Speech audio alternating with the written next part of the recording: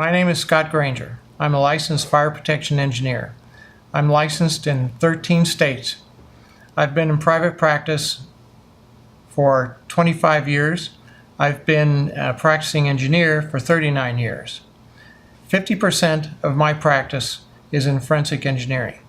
About 20% of my practice is in fire and building code analysis work, and 10% of my practice is in structural fire protection, structural fireproofing work. Steel structural frame buildings, high-rise buildings, simply do not collapse due to fire. There has never been until 9/11 an experience where a high-rise building that was steel frame completely collapsed. There have been fires burned longer in similar structures without any collapse. There is serious question as to why these buildings collapsed, and that's a little bit about what I'm going to talk about. WTC 7, the shortest of the three buildings that collapsed on that day, about 47 stories, was still a very large building. It completely filled a city block, 47 stories tall. It's not like a tall, slender, high-rise building that you might normally picture. There were scattered fires throughout the building. No aircraft hit that building. The scattered fires were due to damage resulting from flying debris from WTCs 1 and 2.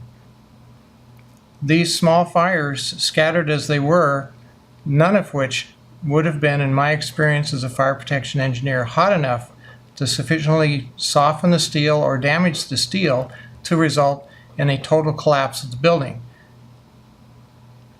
According to NIST, the failure occurred at column 79 on level 12. This means basically they're talking about a single columnar collapse or failure that resulted in a total collapse of the building. That just does not make any sense. It would not have occurred that way, but let's say that collapse, that single collapse may have caused a beginning of a collapse. What would have happened? The building would not have collapsed completely as it did. It would not have been a uniform collapse. The building might have partially fallen over, pieces would have fallen out, but the building would not have collapsed as it did. This doesn't make any logical sense. Regardless of the engineering, the logic tells you that if you have a single failure at some random point in the building, that the entire building is not going to collapse. Buildings don't break that way. Similar things are true for WTCs 1 and 2, but the important thing here is for WTC 7, the collapse would have been a chaotic, random event.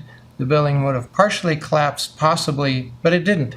There was a total collapse, and there's very few things that could explain that, none of which are addressed by the NIST report. I have signed the petition for architects and engineers for 9/11 truth.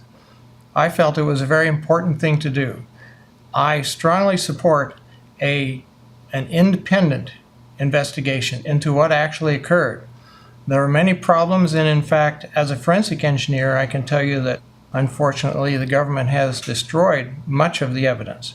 But there's still some evidence available in photographs of the evidence, so hopefully there's enough left that we could do an appropriate investigation, that an investigation could be done that would be independent of the government, independent of all of the influences that obviously were in effect during the NIST investigation. Thank you.